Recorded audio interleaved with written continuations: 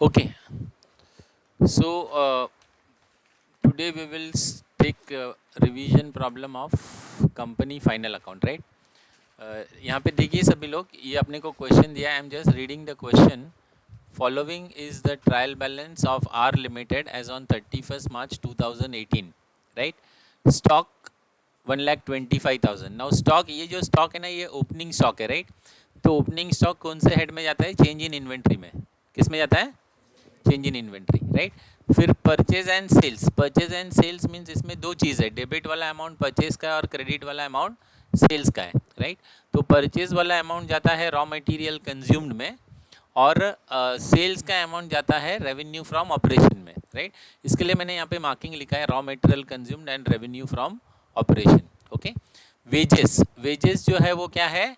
Employ benefit expense. Employ benefit expense, ठीक है. उसके बाद डिस्काउंट. डिस्काउंट भी देखिए दो अमाउंट दिया है, एक डेबिट में और एक क्रेडिट में है. डेबिट वाला अमाउंट जो है वो अदर एक्सपेंस है, और क्रेडिट वाला जो अमाउंट है वो अदर इनकम है. ओके. इसके लिए मैंने यहाँ पे ओ E and O I marking किया है, राइट? फिर सैलरीज भी जो है वो एम्प्लॉय बेनिफिट एक्सपेंस है. रेंट जो है वो अदर एक्सपेंस है. जनरल एक्सपेंस भी अदर एक्सपेंस है. सरप्लस अकाउंट का मतलब होता है profit and loss account, right? जो कहाँ पे जाता है? रिजर्व्स एंड सरप्लस में. कौन सा हेडिंग में जाएगा ये?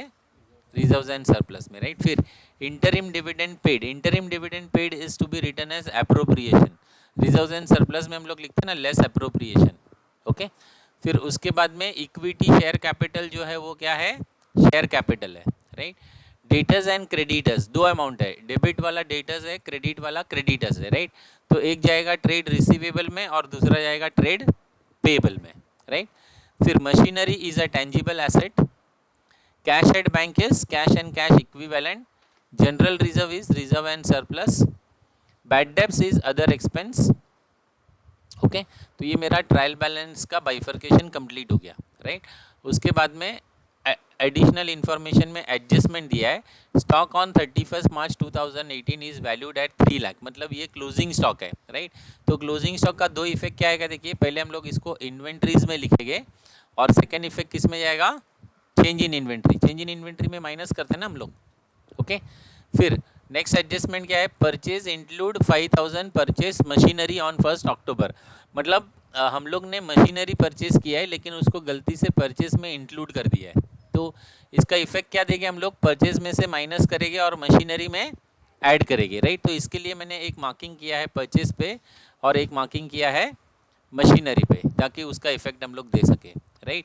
फिर on 31st March 2018, goods worth rupees 3,000 were sold to a customer. He has taken away the goods but no entry is recorded. मतलब ये अनरिकॉर्डेड सेल है. सेल हुआ है लेकिन हमने रिकॉर्ड करना भूल गए, राइट? तो अनरिकॉर्डेड सेल का दो इफेक्ट क्या आता है? एक तो सेल में हम लोग ऐड करते हैं, और दूसरा उससे पैसा लेना है ना, इसलिए डेटर्स में ऐड करते हैं, राइट? तो इसके लिए मैंने एक मार्किंग सेल में किया है और एक मार्किंग किस पे किया है? डेटर्स पे, राइट? नेक्स्ट है डायरेक्टर्स प्रपोज 10% फाइनल डिविडेंड. ये जो फाइनल डिविडेंड का प्रपोजल है वो अपने को एज अ नोट दिखाना पड़ता है, राइट? नोट, एज अ नोट हम लोग नोट्स टू अकाउंट्स में दिखाएंगे कि डायरेक्टर्स ने इतना % डिविडेंड डिक्लेयर किया है, ठीक है? फिर नेक्स्ट क्या है? Provision for income tax 30,000. तो प्रोविजन फॉर इनकम टैक्स का दो इफेक्ट क्या आता है? हम लोग लेस करते हैं प्रोविजन फॉर टैक्स लास्ट में, और सेकेंड इफेक्ट इसका जाता है शॉर्ट टर्म प्रोविजन में. किस में जाता है? शॉर्ट टर्म प्रोविजन में, राइट? फिर सिक्स वाला एडजस्टमेंट क्या बोला है? Transfer ₹20,000 to general reserve. तो इसका दो इफेक्ट, जनरल, एक तो रिजर्व में ऐड करते हैं, और इसका दूसरा इफेक्ट किस में दिखाते हैं? अप्रोप्रिएशन में. किस में दिखाते हैं?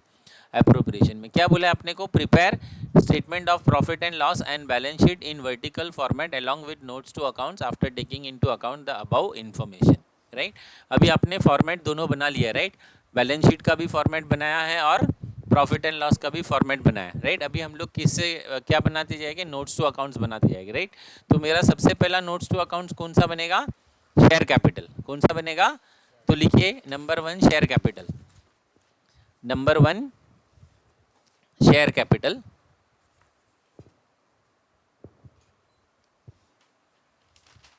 ओके. और शेयर कैपिटल में हमेशा सबसे पहले क्या आता है? Authorise capital. शेयर कैपिटल में हेडिंग क्या आएगा? Authorised capital. ठीक है, ये क्वेश्चन में ऑथोराइज कैपिटल कुछ भी नहीं दिया है, तो सिर्फ क्या करना है, क्वेश्चन मार्क करके डबल अंडरलाइन कर देना है, क्वेश्चन मार्क करके डबल अंडरलाइन। ठीक है, नाउ नेक्स्ट हेडिंग आएगा issued subscribed and paid up capital. Issued subscribed and paid up capital. Issued subscribed and paid up capital.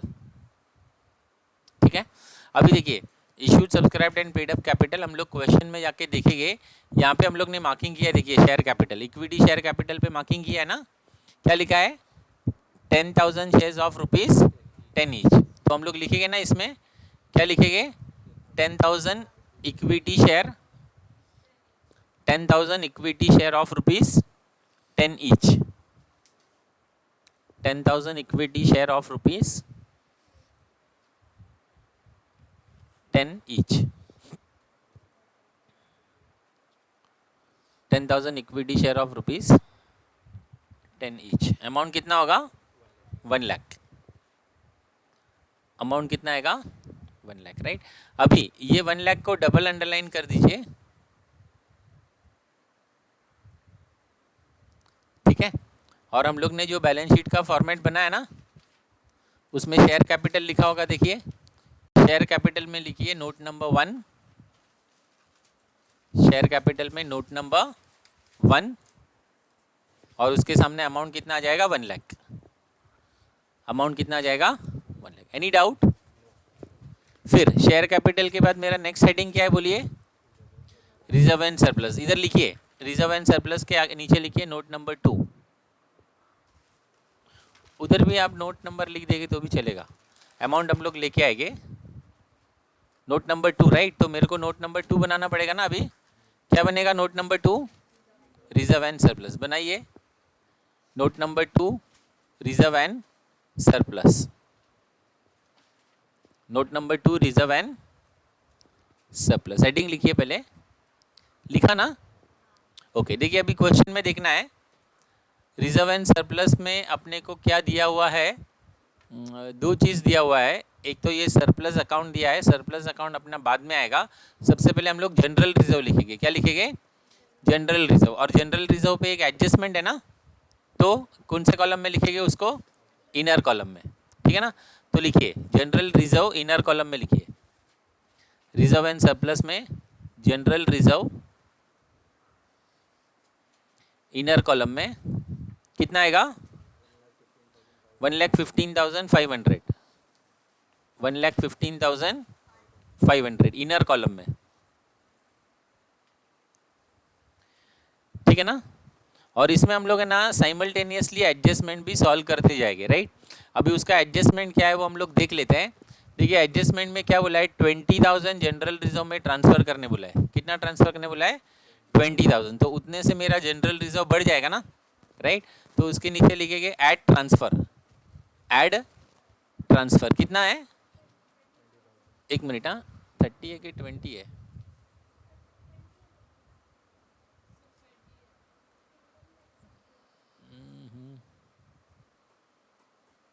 एक मिनट, हाँ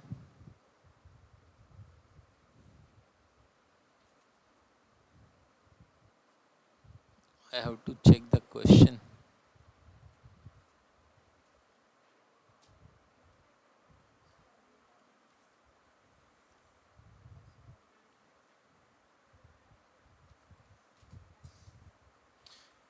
ठीक है चलिए 20 लिख दीजिए। 20,000 बोला है ना जनरल रिजर्व में ट्रांसफर करना है, एक मिनट, हाँ इधर 20 कर दीजिए।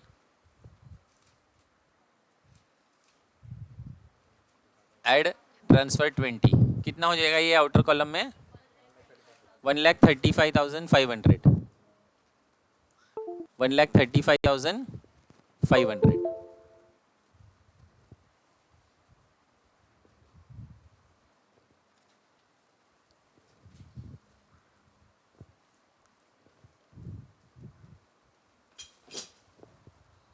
$1,35,500 लिखा ना। ठीक है, उसके बाद फिर से क्वेश्चन में आएंगे हम लोग। क्वेश्चन में आपने को क्या दिया है, सरप्लस दिया है, कितना दिया है 15030, ठीक है ना। तो वो अभी नोट्स टू अकाउंट्स में नेक्स्ट हेडिंग लिखिए सरप्लस 15030 एट सरप्लस 15030, ठीक है। फिर उसमें है ना ये 2 लाइन छोड़ दीजिए, सरप्लस लिखने के बाद 2 लाइन छोड़ देगी, क्योंकि अभी फिलहाल मेरे को पता नहीं है ना प्रॉफिट कितना है।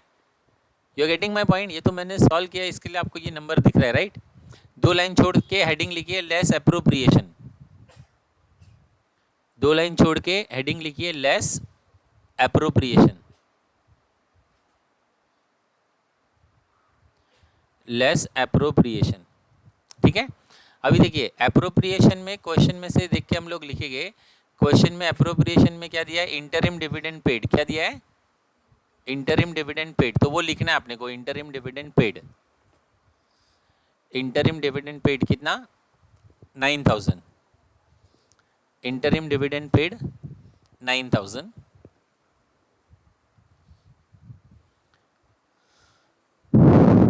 ठीक है। Interim dividend paid 9000। फिर ये जो अपना है ना ट्रांसफर टू जनरल रिजर्व का जो सेकेंड इफेक्ट है ना, वो इधर आएगा। रिजर्व में मैंने ऐड किया ना, रिजर्व में हम लोग ने ऐड किया ना ऊपर, तो वो कहाँ से आता है एप्रोप्रिएशन से। कितना है 20000 है ना, तो जस्ट लिख दीजिए transfer to general reserve 20000, transfer to general reserve 20000, ठीक है। अभी ये रिजर्व का फाइनल आंसर अपने को अभी नहीं मिलेगा, कभी मिलेगा जब हमारा प्रॉफिट निकल जाएगा ना उसके बाद। क्लियर है ना, समझ में आया ना। मतलब रिजर्व का अमाउंट अभी अपने को मिलेगा नहीं, इसको एज इट इज़ रखेंगे। मैं फिर से बैलेंस शीट में जाता हूँ और नेक्स्ट हेडिंग हम लोग देखेंगे, राइट। तो मेरा रिजर्व्स एंड सरप्लस का अमाउंट बाद में मिलेगा, अभी नहीं मिलेगा, राइट। ओके, अभी हम लोग आगे बढ़ेंगे। नेक्स्ट अपना क्या है, लॉन्ग टर्म बोरोविंग। देखिए लॉन्ग टर्म बोरोविंग ये क्वेश्चन में नहीं है, राइट। डेफर्ड टैक्स लायबिलिटी भी नहीं है, अदर लॉन्ग टर्म लायबिलिटी भी नहीं है, लॉन्ग टर्म प्रोविजन भी नहीं दिया है, राइट। डायरेक्टली अपने को क्या दिया है, ट्रेड पेबल, क्या दिया है ट्रेड पेबल। तो आपके बैलेंस शीट में चले जाइए और ट्रेड पेबल के जाके लिखेंगे नोट नंबर 3, ट्रेड पेबल पे जाके लिखेंगे नोट नंबर 3, ठीक है ना। बाकी जो नहीं दिया है वो नहीं आएगा, लेकिन फॉर्मेट हम लोग मेंटेन करेंगे ताकि वो आपको याद हो जाएगा और सॉल्व करने में थोड़ा सा इजी पड़ता है। एक बार पहले से फॉर्मेट लिख देंगे ना तो, ठीक है ना। तो अभी अपना नोट नंबर 3 क्या आएगा, trade payable. Is it clear. तो जाइए नोट्स टू अकाउंट्स में जाइए और नोट नंबर 3 हम लोग बनाएंगे ट्रेड पेबल, ठीक है। इधर है ना 1-2-3 लाइन छोड़ दीजिए। हाँ, रिजर्व्स में 3 लाइन लग सकता है कभी कुछ आया तो, ठीक है। ट्रेड पेबल क्या हो गया, हाँ ये इसमें आपको कुछ लिखना नहीं है, खाली इंटरिम डिविडेंड और जनरल रिजर्व, ये बाकी नंबर एक भी मत लिखिए, ठीक है ना। Don't write the remaining numbers now, okay. जब हम लोग का प्रॉफिट आएगा ना, प्रॉफिट, उसके बाद अपने को वो सारे नंबर्स मिलेंगे, ठीक है। चलिए ट्रेड पेबल लिखिए, अभी ट्रेड पेबल हेडिंग लिखिए खाली ट्रेड पेबल, राइट। क्वेश्चन में जाके हम लोग देखेंगे ट्रेड पेबल में अपने को क्या अवेलेबल है। तो ट्रेड पेबल में क्या है, देखिए क्रेडिटर्स है ना, कितना है 17,500, 17,500, तो लिख दीजिए यहाँ पे क्रेडिटर्स 17,500, क्रेडिटर्स 17,500, राइट। अभी इसमें और नहीं है कुछ भी, सिर्फ एक ही है ना। तो हम लोग बैलेंस शीट में भी जाके लिख सकते हैं ना, बैलेंस शीट में लिख दीजिए trade payable note number 3 17,500, 17,500। Any doubt. चलिए अदर करंट लायबिलिटी तो नहीं है, शॉर्ट टर्म प्रोविजन है, शॉर्ट टर्म प्रोविजन दिया है ना। नोट नंबर 4 लिखिए, इधर लिखिए 4 और यहाँ पे हम लोग बनाएंगे note number 4, note number 4 short term provision है ना।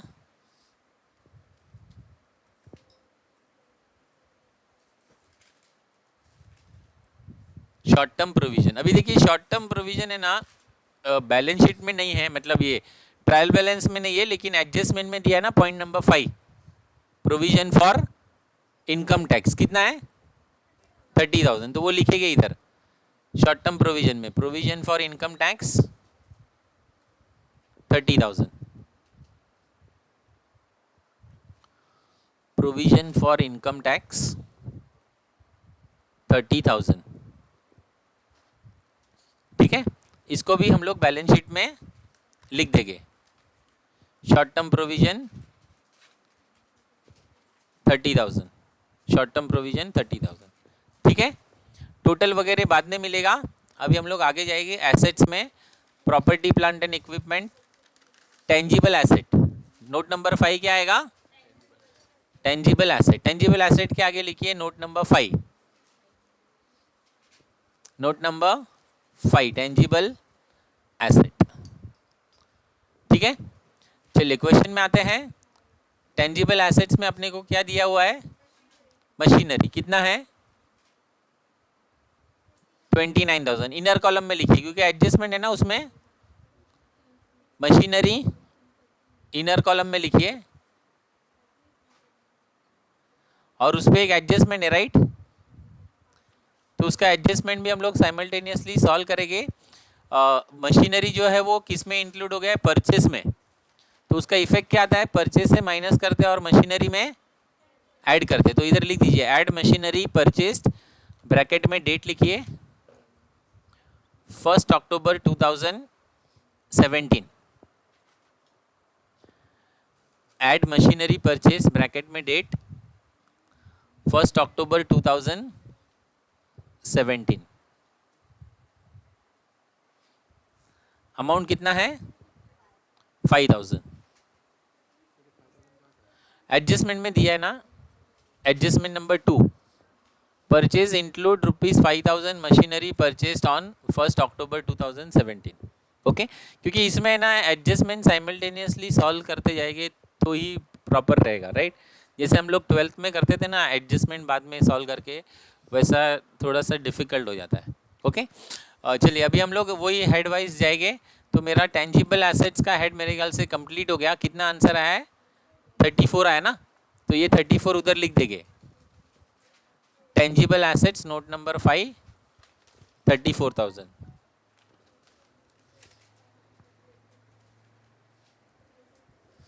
ठीक है। अभी इसके हिसाब से हम लोग जाएंगे। इंटेंजिबल नहीं दिया है, ये एक भी हमारे पास नहीं है। डायरेक्टली अपने पास क्या है अभी पता है? इन्वेंट्रीज है। क्या है? इन्वेंट्रीज। नोट नंबर 6 लिखिए, note number 6 inventories. Inventories, right. और इन्वेंट्रीज में क्लोजिंग स्टॉक आता है। कौन सा स्टॉक आता है? Closing stock. तो एडजस्टमेंट में देखिएगा ना, एडजस्टमेंट में देखिए क्लोजिंग स्टॉक कितना है? 3 लाख। क्लोजिंग स्टॉक कितना है? 3 लाख। तो यहाँ पे लिखिए इन्वेंट्रीज में क्लोजिंग स्टॉक 3 लाख।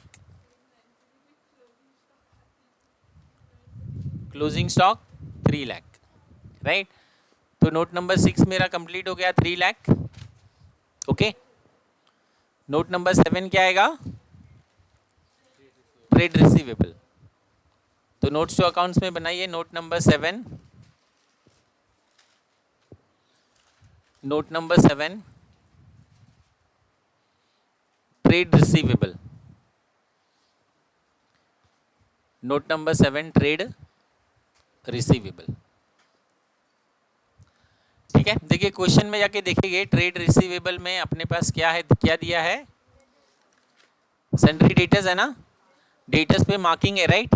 तो इनर में लिखिए उसको, डेटर्स को इनर में लिखिए 37,500। डेटर्स को इनर में लिखिए 37,500, राइट। तो मार्किंग मतलब एडजस्टमेंट होगा ना कुछ। तो ये वाला थर्ड वाला एडजस्टमेंट देखिए, ये अनरिकॉर्डेड सेल्स है ना। अनरिकॉर्डेड सेल का इफेक्ट क्या आता है? Add to sales and add to debtors. तो डेटर्स में ऐड करेंगे, ऐड अनरिकॉर्डेड सेल्स कितना है? एक मिनट, हाँ 3,000 है। एक मिनट, ऐड अनरिकॉर्डेड सेल्स 3,000 आएगा इधर। ओके, तो ये कितना हो गया? 40,000 500, 40,500. ओके, तो इधर लिख दीजिए 40,500. फिर नेक्स्ट मेरा क्या आएगा 8, कैश एंड कैश इक्विवेलेंट. तो नोट नंबर 8 बनेगा cash and cash equivalent.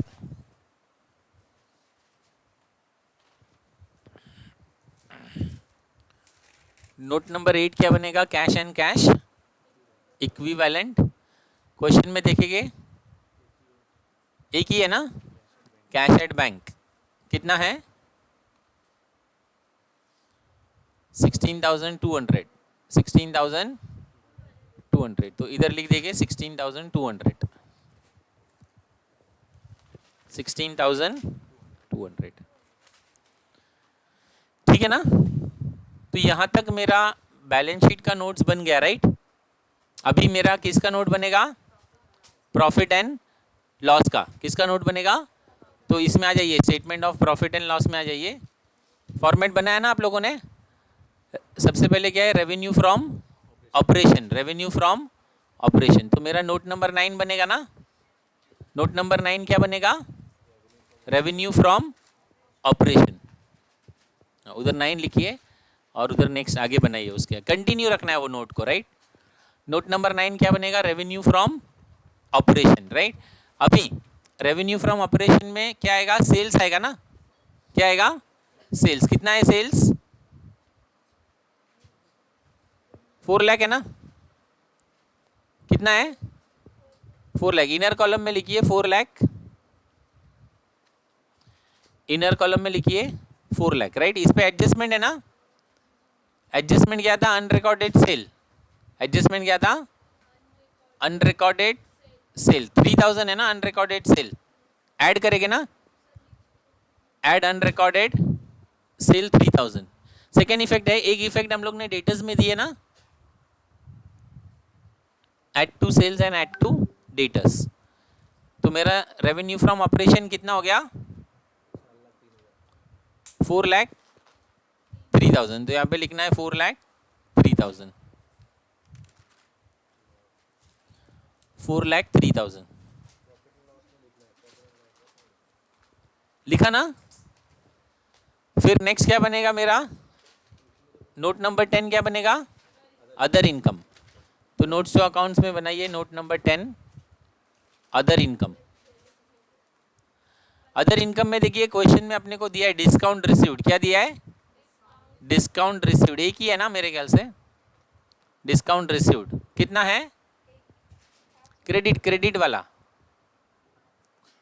Discount received कितना हो गया? 5,000. तो वो 5,000 यहाँ पे लिख दीजिए. 5,000, ठीक है. अभी टोटलिंग वगैरह हम लोग बाद में करेंगे ना. अभी हम लोग एक्सपेंस में जाते हैं. किस पे जाएंगे? एक्सपेंस में.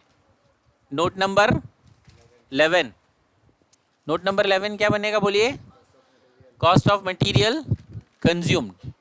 तो नोट्स टू अकाउंट्स में आ जाइए. नोट नंबर 11 लिखिए cost of material consumed. Cost of material consumed, ठीक है. उसमें क्या आएगा? परचेस. क्या आएगा? और परचेस को इनर कॉलम में लिखना है. कौन से कॉलम में लिखना है? इनर कॉलम में, क्योंकि एक एडजस्टमेंट है ना उस पर. तो परचेज आएगा 3,45,000. परचेज कितना आएगा इनर कॉलम में? 3,45,000. और एडजस्टमेंट क्या है? मशीन वाला. कौन सा वाला? ये वाला सेकेंड. 5,000 का मशीन परचेज में इंक्लूड कर दिया है ना. तो उसका इफेक्ट क्या होता है? Less from purchase and add to machinery. Machinery में हम लोग ऑलरेडी ऐड कर चुके हैं ना. सिर्फ क्या करेंगे? परचेज में से माइनस करेंगे. लेस मशीनरी परचेज कितना? 5,000. सो कितना आएगा इसका आंसर? 3,40,000. मतलब 5,000 माइनस करेंगे तो 3,40,000, ठीक है. अभी इसी को इधर लिखेंगे statement of profit and loss में 3,40,000. 3,40,000, ठीक है। अभी मेरा नोट नंबर 12 क्या बनेगा बोलिए, चेंज इन इन्वेंट्री। तो नोट नंबर 12 बनाइए, चेंज इन इन्वेंट्री, ठीक है, चेंज इन इन्वेंट्री। अभी चेंज इन इन्वेंट्री कैसे बनता है, opening stock minus closing stock. तो पहले क्वेश्चन में ओपनिंग स्टॉक देखिए दिया है स्टार्टिंग में, मेरे ख्याल से सबसे पहला वही है। कितना है ओपनिंग स्टॉक, 1,25,000, उसको इनर में लिखिए 1,25,000, 1,25,000 इनर में, ठीक है। और एडजस्टमेंट में देखिए क्लोजिंग स्टॉक दिया है ना, कितना है 3 लाख, कितना है, तो लिखिए less closing stock 3 lakh, answer minus में आएगा, ठीक है। 1,25,000 लेस क्लोजिंग स्टॉक 3 लाख, तो आंसर जो है वो किस में आएगा, माइनस में। तो वो सेम माइनस वाला आंसर उधर लिखिएगा, कितना माइनस है, 1,75,000। तो चेंज इन इन्वेंट्री कितना आएगा, माइनस 1,75,000, माइनस 1,75,000, ठीक है। हाँ,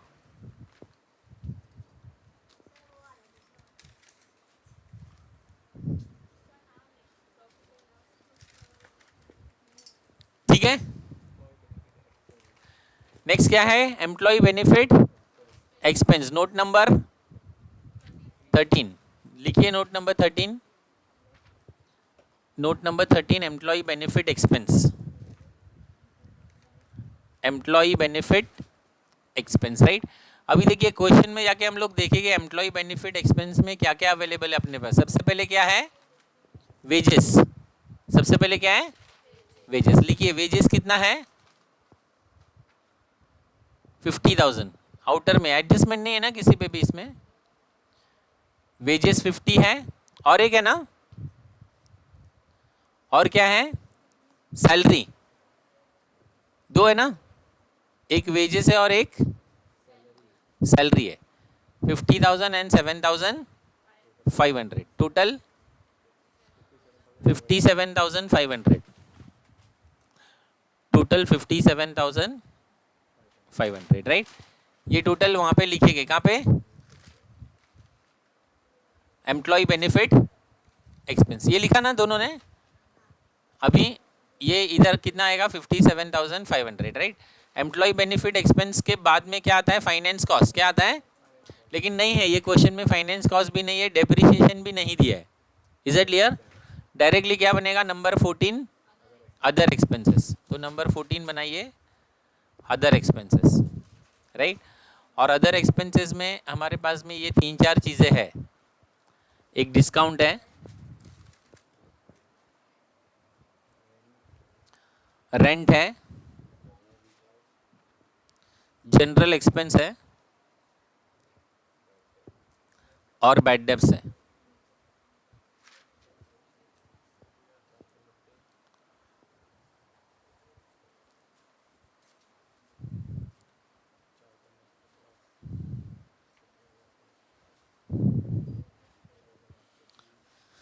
ठीक है,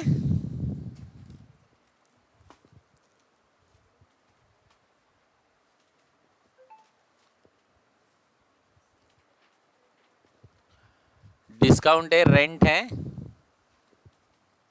जनरल एक्सपेंस है, और बैड डेब्ट्स है।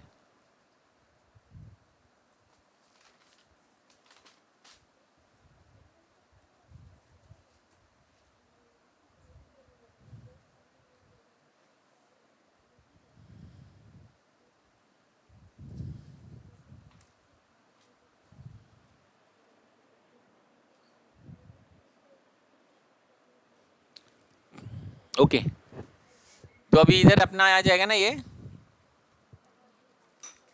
33,830, कितना आया, 33,830, यहाँ तक हो गया ना सबका।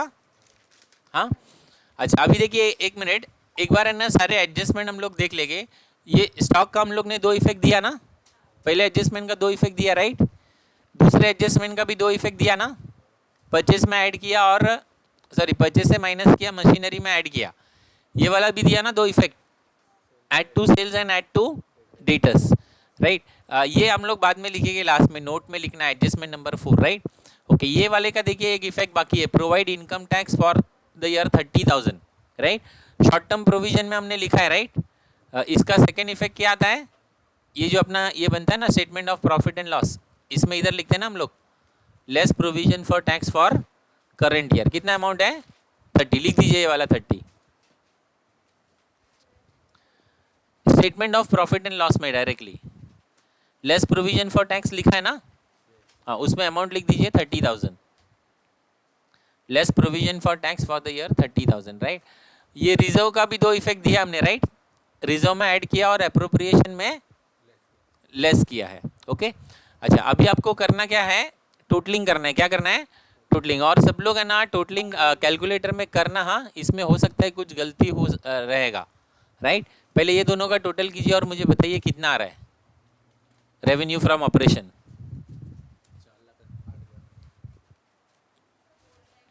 हाँ लिखिए, उसमें टोटल रेवेन्यू में टोटल लिखिए 4,08,000, 4,08,000 लिखा ना, ओके। अभी इसका टोटल कीजिए, ये टोटल एक्सपेंसेस कितना आ रहा है बताइए, यहाँ से 3,40,000 और ये माइनस है, यहाँ ये 1,75,000 क्या है माइनस है, तो उसको माइनस करना है, क्लियर है ना। 3,40,000 माइनस 1,75,000 प्लस 57,500 प्लस 33,830,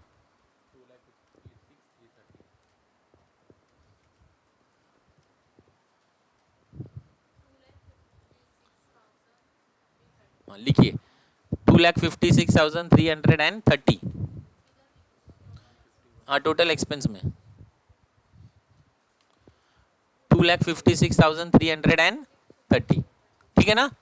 फिर जो टोटल रेवेन्यू है उसमें से ये टोटल एक्सपेंस को माइनस कीजिए, ये है ना 4,08,000 में से कितना माइनस करेंगे 2,56,330 माइनस करेंगे, कितना आंसर आता है बोलिए।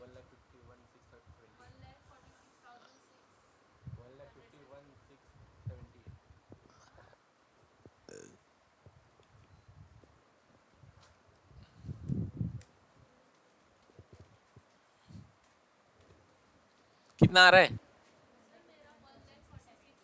किस में से क्या माइनस कर रहे बोलिए मुझे पहले। टोटल रेवेन्यू 4,08,000 है ना, 4,08,000 में से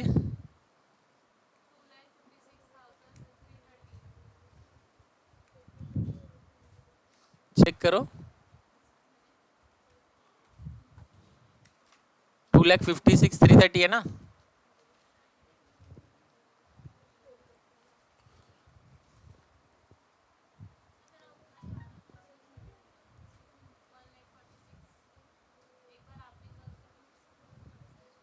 बाकी लोगों को कितना आ रहा है, क्या कैलकुलेटर में क्या टाइप कर रहे तुम पहले बोलो, लिखो 4,08,000 कैसे लिख रहे हैं, 4,08,000 कैसे लिख रहे हैं मेरे को बताइए पहले।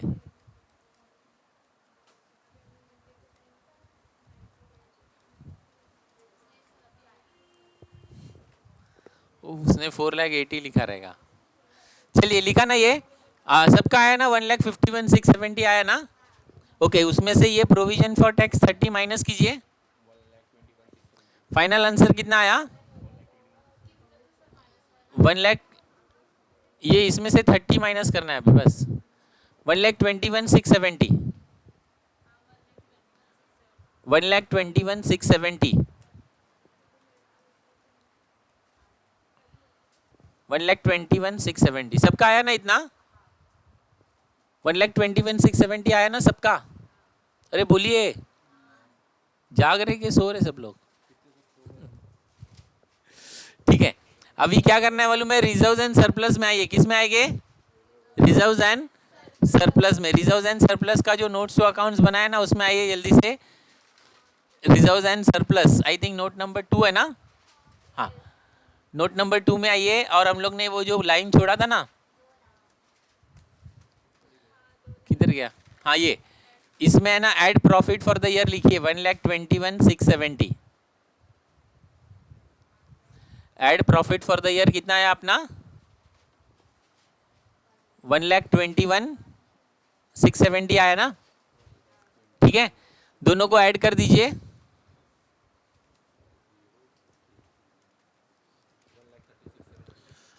दोनों को ऐड कर दीजिए 1,36,700 इनर में ही रखना ऐड करके 1,36,700 आया ना सबका। अभी ये 1,36,700 में से है ना, ये दोनों भी माइनस कीजिए, ये अप्रोप्रिएशन है ना, ये 9,000 माइनस कीजिए और ये 20 माइनस कीजिए, तो कितना आ रहा है देखिए आउटर कॉलम में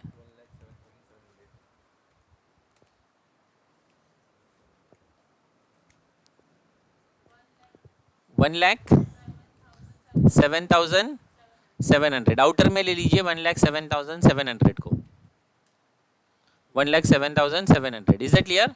अभी ये जो रिजर्व वाला हेड है ना उसका टोटल कीजिए, इसमें दो चीज़ है ना, एक रिजर्व जनरल रिजर्व है और एक अभी जो आंसर आया ना आपको, ये दोनों का टोटल कीजिए कितना आता है 2,43,200 2,43,000 उसको डबल अंडरलाइन कर दो 2,43,200 राइट। और अपना रिजर्व बाकी था ना लिखने का, मैंने बोला था ना रिजर्व लास्ट में मिलेगा, तो रिजर्व में लिख दो कितना है अपना, हाँ 2,43,200 रिजर्व में लिखो, ठीक है। अभी रिजर्व में लिखने के बाद में यहां तक टोटल करो, पहले लायबिलिटी साइड का टोटल करो कितना आ रहा है। ये देखिए ये 1 लाख प्लस 2 लाख, कैलकुलेटर ले लो जल्दी से, 1 लाख प्लस 2,43,200 प्लस 17,500 प्लस 30,000 3,90,700, ठीक है 3,90,700 उसको डबल अंडरलाइन कर दो। अब इसी तरीके से एसेट साइड का टोटल ले लो, ये कैलकुलेटर ले लो जल्दी से, 34,000 plus 3 lakh plus 40,500 plus 16,500 3,90,700 tally हुआ ना। हाँ और एक एडजस्टमेंट में वो बाकी था देखो लिखने का, लिख दो ये खाली नीचे नोट लिख देने का, directors proposed 10% final dividend excluding interim dividend already paid. Directors proposed balance sheet के नीचे, हाँ डायरेक्टर्स प्रपोज्ड 10% फाइनल डिविडेंड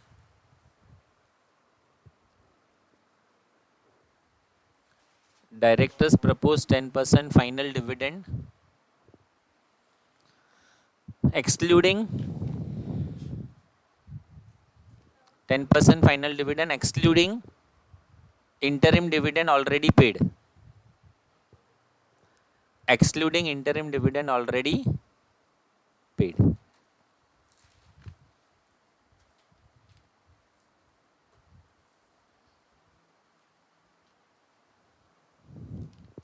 ठीक है, टैली हो रहा है सबका।